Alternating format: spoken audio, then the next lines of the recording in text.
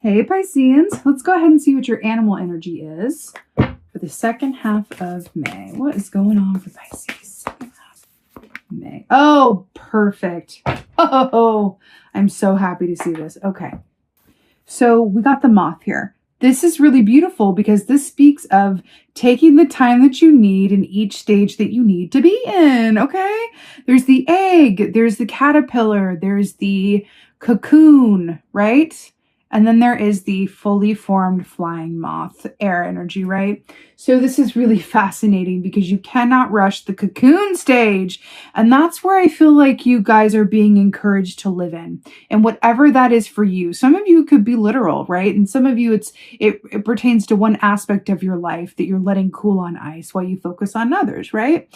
But moth energy is so beautiful because it really encourages us to not just take our time getting to where we're going, but allowing ourselves to really treat each stage in that process as its own victory and experience. You know, moth energy is also about allowing yourselves to be seen. So I feel like there's a certain aspect as well. That was another part of your meditation that I left out. At the end of it, I saw you guys in the ice. I saw the wolf guarding you. And then I saw like one green eye, which is really interesting because the moth is coming up. I saw one green eye of the Piscean collective like shifting towards the wolf, and then it began to thaw. And it felt like springtime came. Very Narnia, actually. It felt like springtime came. And it was like, because you took that time, you're ready to fly on out of there. So it was really powerful. You know, moth also equates to a bit of a page of wands energy, which speaks of that living initial fire, that courage, that excitement, that new path ahead. You know, wands rule the realm of the actions that we do or don't take around the work that we love to do and our interpersonal relationships about which we are passionate, right? So there's something in that for you. You know, also there's an aspect of this with the moth energy that's coming up. You know, we are in eclipse season. We are in the time of the full moon in Scorpio. We are in Mercury in retrograde. Energetically, it's a very full time. So within that, the fact that this is coming up, you know, also with the light and the shadow, that's another aspect of this time I should mention. Like, you know, we're being invited during this time to integrate our shadow aspects, to look at the parts of ourselves under this influence that maybe aren't our favorites and bring them into integration. Denying them, ignoring them, looking the other way, they're still going to affect us, just subconsciously, just through fear-based choices. So being made aware and accepting them is allowing us to integrate them into a yin and yang balanced experience so that we are not just living a balanced existence, but we are able to make choices from love because we understand and have acknowledged the parts of us that are fearful. Okay? And that feels really important. All right, let's see what's going on. What is going on for Pisces for the second half of May?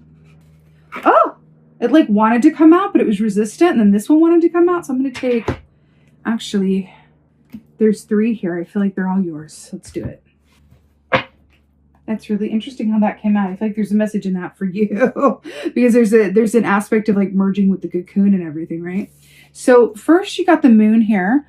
So this is you guys here coming up in your own reading with the moon key. You know what's also interesting here? We're talking about the full moon in Scorpio. Then we have the moon here. The moon traditionally is about, you know, embracing the unknown, living in the questions, but what? Diving into the shadow aspects of ourselves and the subconscious and gleaning what is there for us.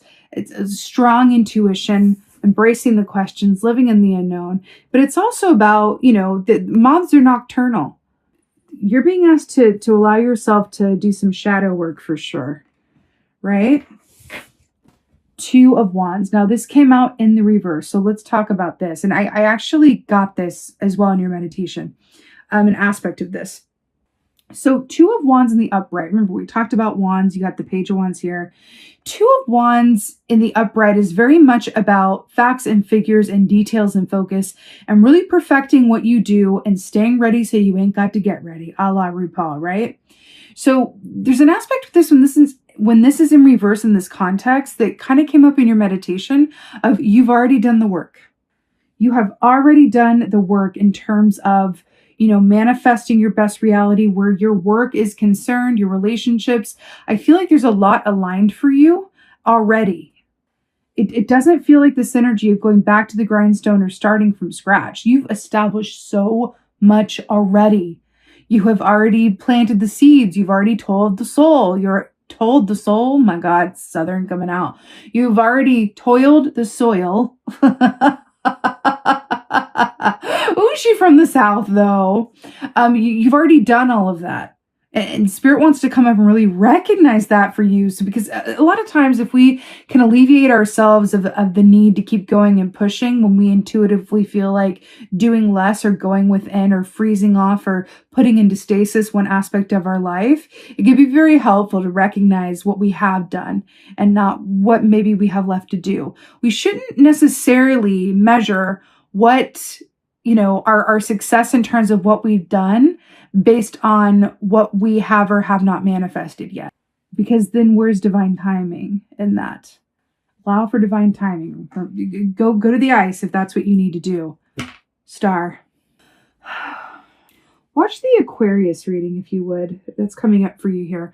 The star, this is again Aquarius energy. This is divine hope, great faith, love, wishes fulfilled.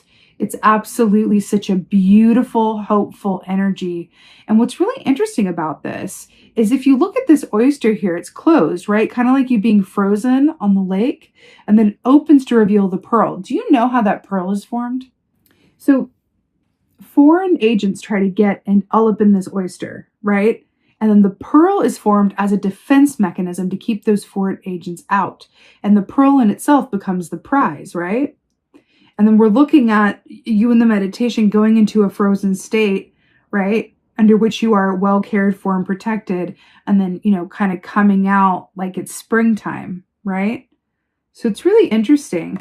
I'm really getting a very distinct call because we're nighttime, the lighthouse. Look at this, look at this, look at this, look at this. Your one reversal is in the daytime.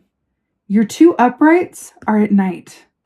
And then we're looking at you frozen in the stillness, right? Not going and getting it, knowing that you've done so much already and that you're being called the things that are going to come up during the season for your attention and focus. There's this call to be still for them, right? And around them. A little gnat flying around, sorry.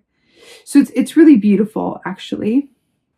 Also given that we are in the age of Aquarius as well, I sort of feel like this kind of speaks to, there's an aspect of it where, especially if you are in the healing arts or if you do work that makes your piece of the world better than how you found it, if you are humanitarian minded, any of that applies to you, then I feel like this is a special note for you as well, that it's just as important to know when to go inside and, sit with the energies as they are from a self-care and stillness perspective, as it is to get out and do the most, right?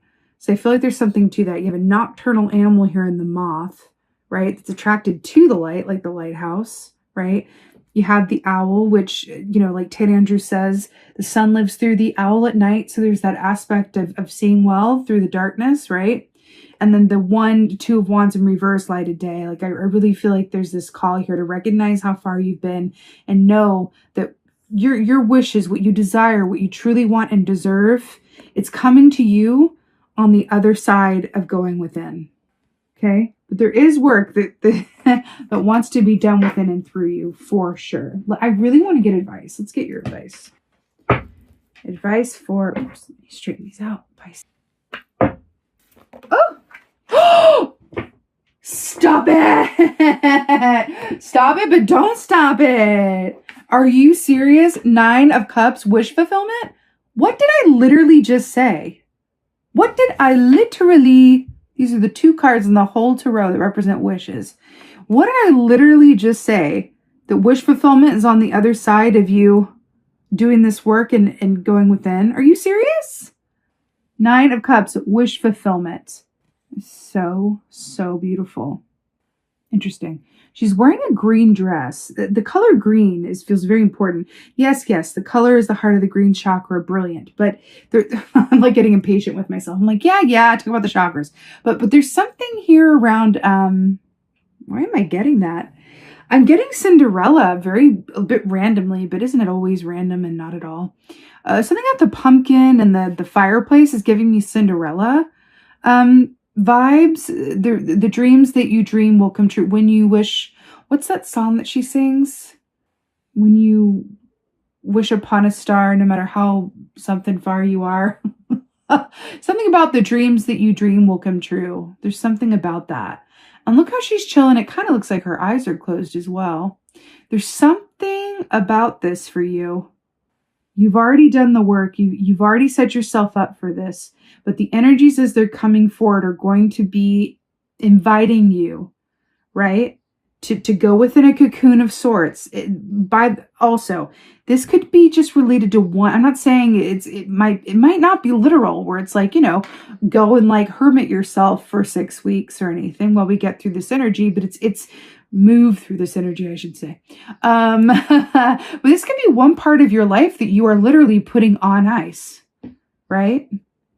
There's something in that. There's something in that. You could have been really pushing forward in terms of, you know, making a business work or doing your best work. And you're feeling the need to focus elsewhere and put that on ice and let the universe respond to the work that you've already put into it and go focus on something else. Maybe you want to focus on your physical health and really, you know, work on that, whatever it is. It's a lot of different things, right? Because this speaks of physical health and wellness as well, the star. Wish fulfillment. This is really beautiful, you guys. It's right here for you, right? It's right here for you. It's really beautiful. Let's get to an oracle. I'm feeling like the vintage. Yeah, a couple of major arcanas here. I would very much watch the Aquarius reading, for sure. Okay. Let's get you guys an oracle. Oh, look, at the bottom is strength and it says star on it. Ooh, we got 2. Oh my gosh, look at this. Okay, can you see this? Okay. First of all, reflection. Is this not like stillness and going within and being frozen on the ice? I'm here for it. Perception. Now, this is really interesting as well. You know, when we were reflection, perception, you know, I part of me wants to take this literally and call it the ABCs and the 1, 2, 3s and say that reflection shifts your perception. Like that's really what I want to say with this. Like, reflection shifts your perception. You know, I want to take it back to Cinderella. I don't know why she's showing up in this reading, but let's go with it. You know, Cinderella, at no point when she was, you know, being mistreated, I'm talking about the Disney version. I know there's like I think there's like a Brothers Grimm version. I can't remember who did the original Cinderella, but it's a much darker tale. I'm talking about the Disney more well-known version because that's the version with which I am most familiar.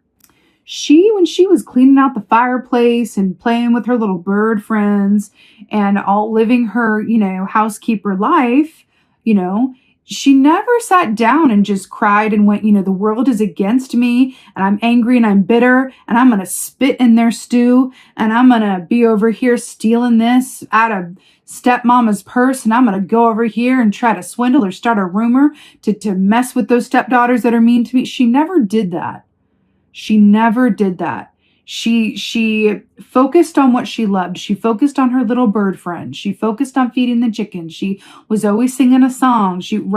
Her perception, right, was what aligned her to be that vibrational match that the prince met and fell in love with. Do you think that ball would have gone the same way if she showed up to that ball, right, with a bitter energy that was like wounded and like, you know, I'm not over my father's death. I've been so mistreated and oh God, I'm just so angry at the world. Dance with me. You know what I mean? Like, there's something in that. The fact that she was able to like rise above her circumstances and not look at herself as a victim or anything other than just like what she had to be grateful for. That is what aligned her to the path that was always meant to be hers. Again, reflection shifts perception. There's something in that for you. There really is something in that for you. And it's really beautiful. And again, going within the ice, that can also be seen as a point of reflection, right? Going within.